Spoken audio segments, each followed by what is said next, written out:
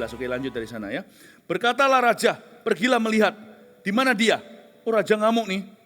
Supaya aku menyuruh orang menangkap dia.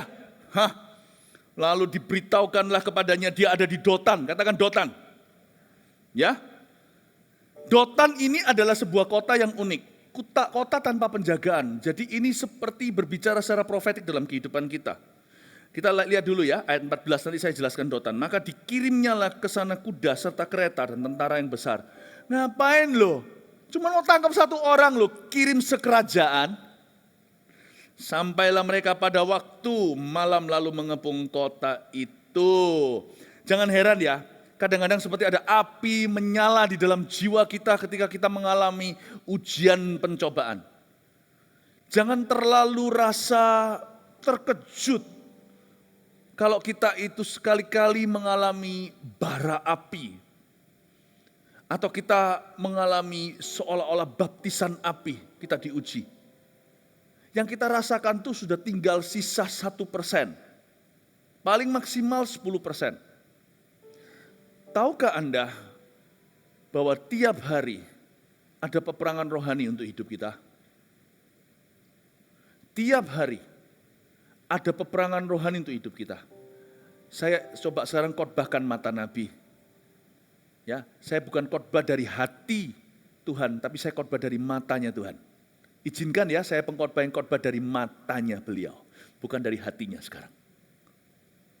Do you know what God sees? Siapa di sini tahu jumlah malaikat? Saya juga nggak tahu. Yang tahu cuma Alkitab mengatakan secara simbolis sepertiga daripada bintang keseret bersama dengan dragon itu. Berapakah sepertiga? Melihat kejahatan manusia itu bisa rata seluruh dunia, saya curiga, ini bukan kata firman, ini adalah kesaksian hati saya kok rasa mungkin begini. Bisa-bisa roh jahat lebih banyak dari total populasi manusia. Siapa tahu malaikat itu jumlahnya lebih banyak atau lebih sedikit daripada semua manusia yang pernah ada sejak Adam dan Hawa. Saya curiga dengan luasnya kejahatan. Buktinya loh, semua orang dicoba-cobai bersamaan di seluruh dunia. Berarti minimal ada lebih dari satu roh jahat melawan kita per orang ya. Alkitab mengatakan kuda kereta dikirim semuanya untuk tangkap satu Elisa. Pasti kita semuanya ini, apalagi anak-anak Tuhan, orang dunia aja dibuat gila, dibuat macam-macam kehancuran mereka. Apalagi anak-anak Tuhan. Jangan-jangan yang lawan kita ini raja-raja. Yang lawan kita ini kerajaan-kerajaan. Jadi jangan heran kalau kita itu mengalami sekali-kali pencobaan, ujian, masalah hidup. Gak apa-apa. Masa ada tentara kalau perang di depan, dor, just aduh kuku. Jangan manja rohani kalau kita punya mata Nabi, kita akan manja rohani. So lumrah, so normal gitu loh. Kalau kita kena gores, nggak ada orang perang datang itu lalu. Ya kan? Saya lihat satu film itu seri, ya kan, tentang kerajaan segalanya, ceritanya ada satu pria ganteng ini pulang perang, menang, katanya perangnya sengit. Nggak percaya saya. Makanya namanya film. Nggak ada goresan di wajahnya. Nggak ada orang itu pulang itu pretty face itu nggak ada dari perang. Kalau mata kita dibuka hari ini, setiap kita ini babak belur. Anda kira saya ini kalau secara rohani dibuka kan depan Anda, mungkin sini sudah ada satu goresan saya. Ini kena trip to hell. Mungkin Anda akan lihat di sini ada lubang peluru. Ini bekas panah. Don't expect a pretty life. Jangan harapkan hidup yang cantik, indah. Seperti kuku, seperti pedicure, manicure. Jangan harap ada kuku yang tak retak. Don't expect a pretty marriage. You work on your marriage. Jangan harapkan pernikahan Cinderella. Kerjakan pernikahanmu. Investasi kesengajaan di dalamnya, baik mengampuni atau komunikasi. Jangan harapkan pretty career yang baik, pretty ministry, pretty church. It's a fight. Fight the good fight. Berjuanglah. Orang kecewa itu ekspektasi terlalu tinggi. Yang tinggi itu iman saya. Bukan ekspektasi manusia tinggi, bukan. My faith is high because I believe in the Most High. Imanku yang tinggi. Karena imanku tertuju ke atas sana kepada Dia yang Maha Tinggi. Karena itu jangan mudah kecewa dalam hidup ini. Harapkan beberapa pukulan akan terjadi. Some blows, jangan heran kalau Anda perang, boom, kena pukulan. Jangan heran. Expect some blows. Siapkan hati. Yang pasti kita minta yang Tuhan izinkan. Kita tidak mau dikerjai setan. Paham maksud saya Bapak Ibu Saudara? Untuk itu mana bisa tahu yang mana adalah mana? Cukup melekatlah pada Tuhan. Mazmur 91 berkata, aku meluputkan. Bukan berarti tidak punya masalah. Tuhan pilah-pilah. Yes? Amin? Lihat sekarang, saya ajarkan attitude, sikap seorang nabi seperti apa. Kita sekarang lanjut di ayat 15. Ketika pelayan abdi Allah bangun pagi-pagi dan pergi keluar, jadi bujangannya abdinya Elisa keluar, maka tampaklah suatu tentara dengan kuda dan kereta ada di sekeliling kota itu. Lalu berkatalah bujangnya itu kepadanya, celaka tuanku, apakah yang akan kita perbuat? Ayat 15. Dotan. Saya renungkan, aneh, di zaman-zaman dulu, zaman raja-raja, kota-kota itu semua berkubu. Tapi kok ini enggak ya? Sebab kalau kita pelajari, pelayan abdi Allah ini bangun pagi-pagi pergi keluar. Bukan keluar kota. Dia enggak nganggur lalu tiba-tiba naik ke tembok kota yang biasanya berapa meter tinggi. Lalu dilihat di sebelah sana, loh kok banyak tentara mengepung mereka. Enggak, dia keluar rumah langsung lihat tentara. Berarti kota ini tidak bertembok atau berkubu. Dotan adalah kota kelemahan yang tidak dibangun pertahanan. Ini yang diserang oleh setan secara sengaja. Inilah titik kelemahan. Mana Dotan hidupmu? Dia keluar langsung nampak tentara dengan kuda dan kereta. Where is your Dotan? Dotanmu mana? Kalau Dotannya ada banyak, pernikahan, pekerjaan, keuangan. Kalau satu namanya sedotan. Ya sedikit. A very cold joke. Ya, itu Jayus. Mana Dotanmu? Sebagian kita Dotannya adalah keuangan kita. Keuangan kita tidak berkubu. Tidak ada preparation, tidak ada persiapan. Betul-betul tidak dipersiapkan untuk apa-apa. Persiapkan hari baik juga enggak. Hari buruk juga enggak. Enggak ada emergency fund. Selama ini punya konsep adalah kayak share-share. Kayak dapat uang ya kita spend hari ini, kita habiskan. Atau mungkin pernikahan yang enggak pernah diurus. Udah yang penting mama di rumah, aku kerja, pulang ke rumah. Kehidupan di kamar, di luar kamar, kehidupan komunikasi dengan anak enggak ada. Dotanmu di mana? Hanya karena Tuhan pernah rescue Anda di sana, pernah ditolong. Bukan berarti Anda lengah. Harusnya setelah cerita Elisa, harusnya hal ini menjadi peringatan buat Raja Israel untuk bangun kota Dotan. Banyak orang itu harap miracle, mujizat-mujizat, sebenarnya mereka butuh adalah hikmat. Bangun area lemahmu. Karena itu akan jadi tubi-tubi musuh. Dan dikirimlah Raja Aram, tentara dan keretanya. Tutup Dotanmu. Bangun kubu di sana. Apakah itu kesehatan Anda? Apakah itu adalah keuangan Anda? Pernikahan keluarga Anda atau karir Anda? Dotan akan menjadi tubi-tubi serangan di situ. Beberapa orang poverty atau kemiskinan. Bagaimana enggak? Dotannya enggak pernah digarap, malas-malasan kerja. Lembur enggak mau, datang lebih telat, pulang lebih awal. Maunya istirahat, naik gaji melulu. Enggak tambah skill, sehingga dirimu menjadi aset lebih. Tapi selalu jadi liabilitas, minta untuk dinaikkan tinggi. Bapak Ibu Saudara, hikmat itu perlu. Mata Nabi, untungnya ada Elisa sih kali ini. Kalau lain kali terjadi lagi, itu musnah, salah sendiri Raja Israel. Elisa itu bukan tuannya Dotan, nungguin di sana terus. Emangnya dia gak punya kerjaan? Jangan suruh Roh Kudus cuma nongkrongin di sini, nunggu kelemahanmu, bangun dengan dia. Supaya dia bisa bangun kemudian di atas kekuatanmu, supaya jadi berkat. Amin Bapak Ibu Saudara. Pulang ke sini dari sini. Firman ini akan sia-sia kalau Anda tidak punya rencana kerja. Pulang Anda mulai lihat, aku ini lemah di area seksualita. Pacaran tidak ada yang ngurus, orang tua juga free aja, gak peduli karena mereka dulu juga kalah. Anda datang pada orang yang menang, minta dibungkus. Ngomong kalau perlu dengan orang yang alamatnya tepat. Kita ini sudah agak keluar batas, tolong kami dikontrol. Di sini ada FLC, Family Life Counseling, ada hamba-hamba Tuhan, ada ketua-ketua, volunteer yang ada. Asal tidak jadi gosip, ketahui dulu kepada siapa Anda berbicara. Minta dilindungi, terlebih baik papa mama harusnya. Pak tolong ya, jaga hatiku. Di mana dotanmu? Make a plan. You don't plan, you plan to fail. Anda tidak berencana, Anda berarti berencana untuk gagal. Setiap orang itu berencana. Mereka yang tidak berencana sudah berencana. Mereka rencana untuk gagal. Untuk dijadikan tubi-tubi, dijadikan dihajar mati-matian oleh setan. Ya, saya waktu baca gini kelihatan gagah perkasa ceritanya, tapi pikiran saya ke Dotan. Ini Raja Israel nggak becus. Saya lihat gini, kenapa dia nggak bangun kota ini? Untung ada Elisa. Kalau nggak ada Elisa gimana? Ya, nggak bisa kita untung-untungan. Iman itu juga untuk membangun loh. Iman itu nggak hanya menyelamatkan loh. Makanya ada yang dikatakan kerjakan keselamatanmu, itu ada pembangunan. Pulang bangun hidupmu, itu proses sih, nggak mujizat semalam. Bangun area-area di mana Anda lemah. Amin Bapak Ibu Saudara?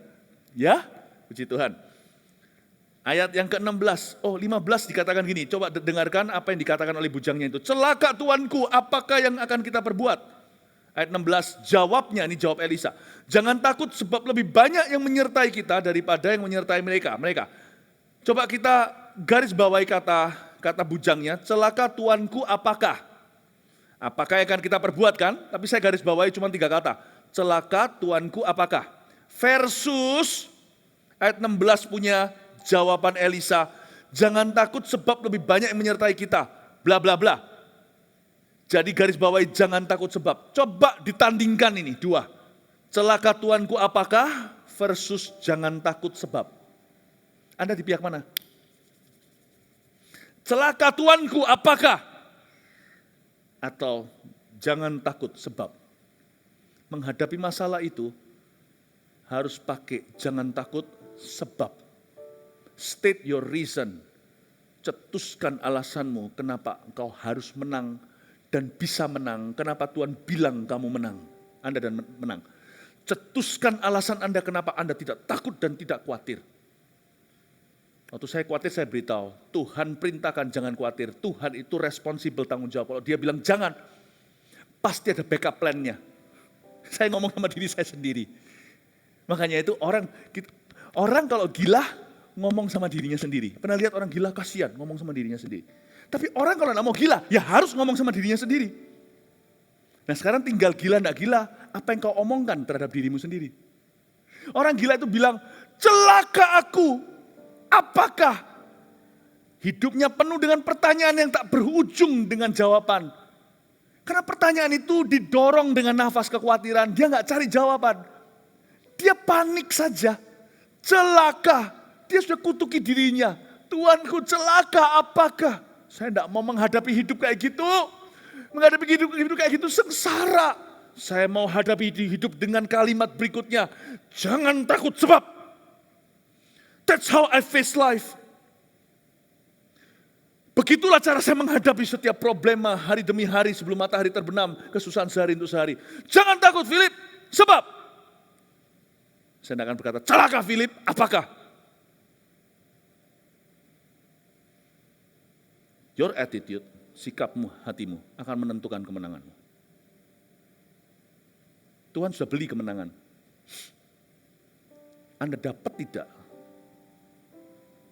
Sikap hatimu itu yang mencedok kemenanganmu atau melepaskannya. Jangan jadi Kristen celaka Tuanku, apakah? Jadilah Kristen, jangan takut, sebab. Ngomong sama kanan kirinya Bapak Ibu Saudara, jangan takut, sebab. Lalu suruh dia jawab sendiri nanti di rumah. Amin. Berikan tepuk tangan untuk Tuhan. Ya, lanjut lagi ya, dikit-dikit lagi. Oke, ayat berapa tadi? 17. Lalu berdoalah Elisa. Ya Tuhan, bukalah kiranya matanya supaya ia melihat. Garis bawahi lalu berdoalah Elisa. Doa yang paling berkuasa bukan doa yang mulai dari nol. Kalau kita doa mulai dari nol itu masih perlu waktu. Akselerasinya terlalu perlahan. Apalagi doa yang dimulai dari kecewa. Jadi please jaga hati dengan segala waspada. Karena di hati itu nanti Tuhan wahyukan sesuatu. Jaga hati dengan segala waspada itu bukan berarti kita tahu segala sesuatu. Jaga hati dengan segala waspada itu jangan sampai mobil itu turun mesin. Kalau SIM kita tuh mau habis. SIM bisa habis nggak ya? Bisa ya? Oh nggak bisa itu KTP. Kalau SIM kita mau habis, sebelum habis cepat dibikin. Kalau sudah habis harus mulai dari nol, mulai dari awal tuh. Ya kan? Mungkin paspor, visa dan sebagainya. Itu dia. Jangan sampai turun mesin. Jaga hati dengan segala waspada itu jangan turun mesin. Kalau kita doa itu mulai dari kecewa sama Tuhan. Aduh. Sayang. Udah turun mesin. Jaga dalam segala waspada itu supaya doa itu, supaya hati kita itu waktu masuk doa itu ready. Bukan berarti sempurna. Tapi kita tidak mulai dari minus. Bahkan tidak mulai dari nol. Masuk ke hadirat Allah itu udah bawa janji Allah. Berdoalah Elisa, kalau kita lihat doanya Elisa kok begitu berkuasa. Bukan karena Elisa. Bahkan papa rohaninya, mentornya, gurunya Elia aja. Alkitab di perjanjian baru kitab Yakobus berkata dia orang biasa. Doanya itu orang benar, bila dengan yakin didoakan. Jadi dia masuk ke hadirat Tuhan itu hatinya udah benar dulu. Maksudnya bukan masuk hadirat Tuhan. Orang gak bisa benar kalau hidupnya gak dalam hadirat Tuhan. Masuk dalam doa, masuk dalam permohonan itu hatinya udah benar dulu. Dan dia bisa dengan yakin didoakan berarti dia datang tidak tangan hampa. Dia sudah memegang janji Allah. Doa yang paling berkuasa dan paling cepat adalah mendoakan the promises of God in your life. Berbahagialah orang yang sudah dapat promisnya Tuhan dan dipegang erat-erat, jangan dilepaskan seperti burung lepas dari sangkar. Tangkap lagi susah. Karena janji Allah itu seperti burung warna-warni, tidak seperti burung gereja yang cuman gampang ditangkap. Burung yang warna-warni langka itu kalau Anda lepas tangkap lagi susah, 20 tahun gak dapat lagi. Rema yang sama, Alkitabnya tetap sama, remanya gak sama. Catch!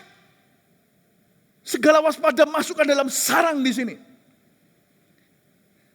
Berdoalah Elisa, kenapa powerful? Karena Elisa mendoakan janji Allah. He prayed according and for the Lord's promise. Dia berdoa sesuai, selaras, dan berdoa demi untuk janji Allah. Kenapa kalau Tuhan sudah janji masih perlu didoakan? Karena peperangan rohani bukannya Tuhannya yang perlu digoyang-goyang, digoncang-goncang supaya jawab. Tuhan kok jual mahal ya? Udah janji masih perlu didoakan supaya janjinya terjadi. Enggak, Daniel itu udah dijanjiin Tuhan. Tapi waktu malaikat dikirim untuk membawa jawaban doa, bagaimanapun juga antara sorga dengan dunia ada jaraknya. Karena kita masih hidup di dalam dunia ini dalam peperangan rohani. Maka ada Prince of Persia, Raja Persia menghalangi 21 hari doanya, dia puasa untuk bangsanya. Mata Nabi tidak boleh menyangkali. Sekalipun Tuhan bermaksud untuk membawa jawaban itu, kita ready. Antara kita dengan surga tingkat ketiga di udara ini ada apa namanya? Kok ada salah lagu? Bukan lagu salah itu ada pertemuan di udara. Apa namanya? Sebab peperangan kita bukan melawan darah dan daging, tapi melawan roh-roh jahat di udara. Ada di antara surga tingkat ketiga yang Paulus lihat dalam penglihatan pewahyuan diangkat ke sana. Dengan kita yang hidup di dunia, bukan ketujuh, dunia terkutuk ini, ada peperangan rohani, spiritual warfare. Itulah sebabnya papa Anda belum terima Tuhan, sudah Anda doakan jengking-jengking, doa lagi ya. Jangan berhenti, tekun dalam doa. Ada spiritual warfare. Some blessings come easier, others need time. Beberapa berkat lebih susah, lebih ada waktu untuk menunggu. Beberapa datang begitu aja, nggak tentu di level difficulty-nya atau kesulitannya, nggak tentu. Tapi di level waktu ada hal tertentu yang tertahan, memang ada peperangan yang belum kelar di sana. Tapi kita dikasih kunci kerajaan sorga untuk berdoa. Berdoalah Elisa, saya suka kata ini. Berdoalah Elisa, ini orang sudah berkuasa kok berdoa. Karena dia sadar ada peperangan rohani. do not finish praying for your family. Amin. Doakan kota dan kesejahteraannya. Anda toh tinggal di sini soalnya. Nah, maka Tuhan lalu berdoalah Elisa, ya Tuhan bukalah kiranya matanya supaya ia melihat. Maka Tuhan membuka mata bujang itu. Ini orang hoki, beruntung sekali. Dia ikut Elisa, dibuka matanya, dia melihat sebuah show off of God's power. Dia melihat demonstrasi, manifestasi, kuasa Tuhan dinyatakan. Ia melihat tampaklah gunung itu penuh dengan kuda dan kereta api berapi sekeliling Elisa. Dia melihat gunung itu, jadi Dotan itu kota pegunungan, penuh dengan kuda dan kereta apa? Bukan kereta api itu sepur, kereta berapi sekeliling Elisa. Bukan 1, 2, penuh. Tunggu dulu, kok kedengarannya familiar ya? Kereta berapi rasanya seseorang pernah barusan ngalami, tidak lama, tidak lewat 1 generasi. Elia kan naik ke sorga, diangkat kereta berapi dan kudanya. Sekarang Elisa, cuman Elisa nggak diangkat sama kuda dan kereta berapi itu naik ke sorga. Spirit yang sama, penyertaannya beda Elia dan Elisa. Tahukah Anda? Spirit yang sama yang menyertai kami akan menyertai jemaat. Yang satu efeknya membawa ke sini, yang satu efeknya melindungi, mengelilingi gunung. Jangan pernah tentukan gimana Tuhan sertai. Klaim saja penyertaannya, hidup di dalamnya. Elisa ini mengalami penyertaan sama dengan Elia, tapi untuk fungsi yang berbeda. Elia ngalami 1 bawa dia ke sorga, Elisa ngalami 1000. Bapak, Ibu, Saudara, kemenangan yang sama yang Anda lihat dalam diri orang lain ditolong Tuhan bisa menjadi milikmu. Kalau orang lain ditolong, saya juga itu loh, punyalah iman demikian. Kasih tepuk tangan tuh Tuhan. Ya, ayat 18, ketika orang-orang Aram itu turun mendatangi dia, berdoalah Elisa kepada Tuhan, butakanlah kiranya mata orang-orang ini. Maka dibutakannya lah mata mereka sesuai dengan doa Elisa. Jadi Elisa ini kok seolah-olah seenaknya ya. Ini orang enak loh, butakan, butar. Nanti coba lihat di ayat 10, 19. Kemudian berkatalah Elisa kepada mereka, bukan ini jalannya dan bukan ini kotanya. Ikutlah aku, maka aku akan mengantarkan kamu kepada orang yang kamu cari. Lalu diantarkannya mereka ke Samaria, itu dijebak, sekarang kebalik. Yang mereka yang mau menjebak, dijebak sama Elisa. Tapi singkat cerita, saya tidak akan baca terus sampai ke bawah. Elisa tidak balas mata ganti mata. Kalau dalam cerita ini indah sekali. Orang Aram berhenti serang mereka ketika Elisa memberi bara api. Raja Israel mau bunuh, mau bantai mereka. Elisa bilang tidak. Kasih mereka makan, kasih minum, diajak dansa, disuruh pulang. Tidak ada satupun tentara itu bernafsu perang lawan orang Israel. Karena semua jadi konco dan sahabatnya. Very smart Elisa ini. Very smart. Kalau dulu diperangi dihajar, mereka bisa saja sewa mercenaries atau menyewa tentara bayaran ya kan. Untuk bisa lawan mereka, itu bisa sewa Mesir, sewa mana. Wah, bisa perang terus berbuntutan, tidak berbuyutan, tidak pernah habis-habis. Ya, singkat cerita, Elisa pakai approach pendekatan yang berbeda. Tapi coba lihat, Elisa minta sama mereka diantarkan ke Samaria kan, sudah dibuat buta, ayat 20 terakhir. Segera sesudah mereka sampai ke Samaria, berkatalah Elisa, ya Tuhan, bukalah mata orang-orang ini, supaya mereka melihat. Lalu Tuhan membuka mata mereka, sehingga mereka melihat dan heran, mereka ada di tengah-tengah Samaria. Gimana toh ya ini? Sebentar suruh buta, sebentar suruh mau lihat, maunya apa? Mau yang ini salah, mau yang itu salah, mau pilih mana? Bukan, doa itu harus mengikuti lapangan. Makanya Tuhan tidak kasih sama kita manual kunci, Tuhan kasih kita kunci. Kapan kita kunci, kapan kita buka, itu terserah kita. Belajarlah bekerja sama dengan Tuhan. Doa tidak harus hanya di saat teduh di kamar. Belajar dari Elisa, dia menepi, tidak panjang lebar seperti orang Farisi di depan semua orang ditunjukkan. Tidak perlu bertele-tele berdoa. Tapi jangan takut pakai kunci doa ketika Anda perlukan. Waktu dia diserang, Elisa berkata, butakan. Buta semuanya. Ini doa yang tidak akan laku di FKA. Suruh butakan orang. Setelah mereka buta, dibawa ke Samaria. Lalu Elisa melihat, dia apa ya? Melekkan. Dengan kata lain, doa harus menyesuaikan kebutuhan. Ada doa yang baku. Bapak kami memberi kita fondasi. Doa Bapak kami. Ada doa yang harus sambil jalan. Jangan berdoa gini loh. Aku udah doa, kenapa terjadi begini? Teruslah berdoa. Bukan cuma berdoa, tetaplah berdoa.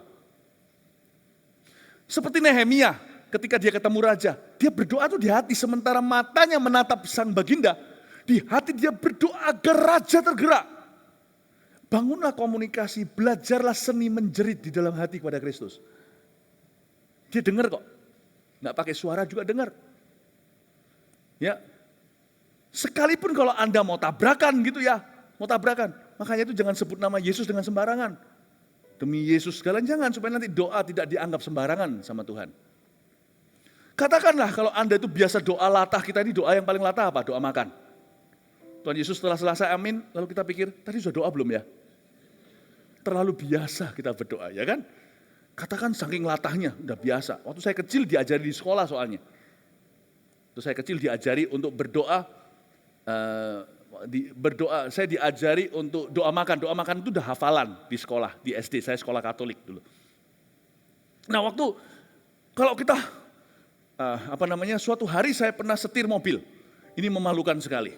Saya setir-setiran gaya Kanada, lalu pertama kali setir langsung di Indonesia, itu di Ungaran sana masuk ke desa. Dan jalannya bukan jalan itu, pinjam mobil beberapa orang termasuk Pak Yohanes yang biasanya welcome home itu ikut sama saya.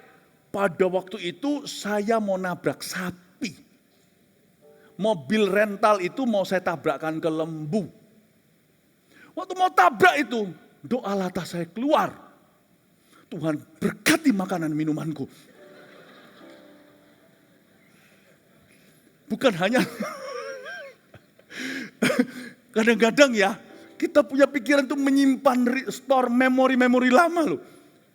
Doa saya di SD Katolik itu masih saya ingat loh. Waktu di depan saya ada lembu, bukan saya lagi lapar, saya lagi panik. Yang keluar pertama, thank God for my meal. Selamat gak? Lembunya hidup, kami hidup. Kalau enggak selamat hari itu, saya sekarang gak berkhotbah di sini. Tuhan tetap jawab doa kita. Tuhan ngerti. Jadi jangan sampai berdoa seperti itu ya. Ya Tuhan Yesus jangan sampai salah berdoa. Tapi kalau kita salah berdoa pun, kalau kita tidak sengaja, asal seruan hati kita itu sungguh-sungguh jeritan, tolong sama Tuhan. Masa Tuhan itu akan perhitungan? Anak saya waktu kecil, anak kami, siapa? Tidak jelas, susu masuk ke mulutnya. Kami tahu maksudnya. Belajar untuk hidup tetap dalam doa. Terus dalam doa. Bawa doa itu keluar kamar doa atau kamar tidurmu atau dimanapun Anda berdoa. Bawa keluar dari gereja, bawa ke kehidupan Anda. Kalau Anda lihat satu situasi, pray. Pray. Mungkin Anda menepi sedikit, bisa berdoa Tuhan, amin. Belajar untuk bangun komunikasi, taruh dalam kata-kata yang jelas. Jangan Tuhan terima kasih untuk makanan. Kalau memang bukan makanan di depan Anda, kalau Anda punya waktu untuk mikir, pikirkan kata-kata. Percayai kata-kata yang keluar dari mulutmu atau yang Anda rasakan, yang Anda ucapkan di hatimu. You have to believe in your words. Ketika Anda berkata dalam nama Yesus amin, trust, percayalah. Anda nggak nungguin di HP Anda kan, WhatsApp Anda sudah terkirim nggak? Kalau ada 2 centangnya, Anda tahu itu sudah terkirim namun belum dibaca. Ya enggak. Bahkan sekarang sudah ada satu teknologi, sekalipun dicentang sudah dibaca enggak akan biru. Ada orang-orang tertentu yang suka menipu kita bukan? Ternyata sudah dibaca. Andai kata enggak pun kita tetap enggak tungguin di depan HP kita. Ini sudah dikirim enggak? Anda kirim send, Anda lihat 2 centang, Anda puas, Anda tutup telepon Anda. Tunggu jawaban bukan? Saya beritahu 2 centang itu namanya ya dan amin. Yesus adalah ya dan amin. Udah gak usah tunggu biru, Anda tahu itu sampai ke dia. You just have to believe in your message. Gak boleh sembarang berdoa, makanya harus tahu firman, makanya diajari Alkitab. Tapi kalau yang Anda katakan itu kehendak Tuhan, believe. Yesus berkata, percayalah setiap kata apa doa yang kau katakan, kalau engkau percaya tidak ragu, itu akan terjadi atasmu. Saya tidak berkata memanipulasi Allah dengan kata-kata doa. Tapi ada banyak orang Kristen sebaliknya, tidak pernah percaya dengan doanya sendiri. Belajar taruh dalam kata-kata, belajar aminkan doa sendiri. Dan Elisa melihat ini buta dibuat buta sama dia. Dia nggak tahu. Kalau tahu kan dari tadi Elisa sudah RSVP, sudah beritahu Tuhan setelah buta sekian menit kayak waker aja. Lalu buat dia melek di jam sekian. Kadang-kadang hidup tidak bisa kita duga. Sambil jalan kita doa lagi. Nggak tentu masuk ke ruang doa loh. Elisa nggak punya waktu untuk pergi ke lorong nabi. Ke ruang nabinya nggak perlu. Dia lihat di tempat. Dia tahu this requires prayer. Hal ini menuntut dia untuk berdoa. Dia ucapkan satu kalimat. Nggak tentu orang lain dengar. Dia cuma berkata dalam hatinya. Atau berkata dengan suaranya bahkan. Mungkin orang lain, kolega Anda di kantor nggak tahu. Tuhan, aku berdoa engkau lembutkan hati bosku. Tidak tahu gimana, Anda ngomong dalam nama Yesus. Bahkan kalau Anda jalan dengan Yesus, tidak selalu semuanya aku harus berakhir dalam nama Yesus. Anda dialog dengan Tuhan itu sudah dengan Yesus. Belajar untuk ucapkan kata-kata Tuhan Yesus. Aku berdoa agar orang itu dan sebagainya Anda taruh dalam kata-kata. Waktu Anda jalan, sesuaikan lagi doa berikutnya. Elisa berkata, melekkan mata. Maka matanya terbuka. Elisa tidak duga, saya yakin doa pertama dia nggak tahu dia harus melekkan kapan. Dia bahkan mungkin tidak punya rencana harus dibutakan. Karena bola pertama yang serang adalah orang Aram, Elisa tidak pernah rencanakan. Dan di lapangan dia berkata, butakan, buka matanya. Apakah ada cara lain? Kalau saya jadi Elisa, Tuhan buat mereka menari-nari. Nggak saya butakan, mereka bisa nari-nari nggak bisa berhenti. Atau buat mereka ketawa. Ada banyak cara kan. Kenapa harus buat buta? Saya bisa aja buat mereka ketawa. Sampai terpingkal-pingkal, sampai kecapean, kram perutnya. Tahukah orang kalau tertawa terus gak berhenti bisa mati? Tapi Tuhan memang mau jawab doa hambanya. Minta buta ya kasih buta. Belajar beriman kepada perkataanmu sendiri. Beriman pada Tuhan, belajar percaya dengan perkataanmu sendiri. Karena itu jangan latah, jangan asal-asalan kalau berdoa. Amin Bapak Ibu Saudara. Ya, amin. Siapa di sini siap untuk dibutakan? Gak ada. Siapa di sini siap untuk dicelikkan oleh Tuhan? Haleluya. Semoga mata Nabi sudah terjadi di setiap hati. Mari kita semua bangkit berdiri. Praise the Lord. Haleluya.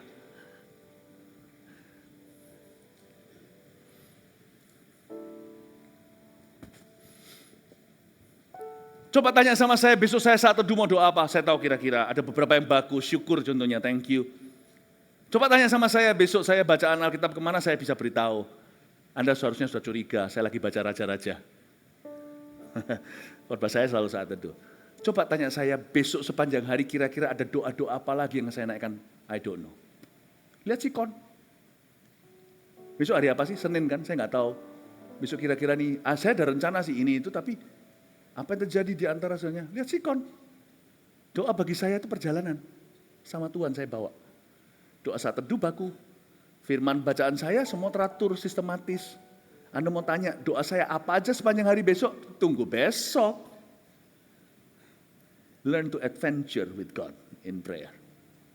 Amin Bapak Ibu. Saya tidak tahu siapa yang saya butakan besok. Tapi saya tahu siapa yang mau saya celikkan besok. Mari kita sama-sama hari ini dibangun di atas dasar yang teguh. Saya harap setiap kita punya mata seorang nabi. Melihat Tuhan dari sudut pandang kasih. That is the highest prophetic sight. Melihat Tuhan dengan kacamata kasih. Saya harap kita semua mengasihi Yesus lebih lagi setelah malam hari ini. Beri tepuk tangan untuk Tuhan. I want to see Jesus.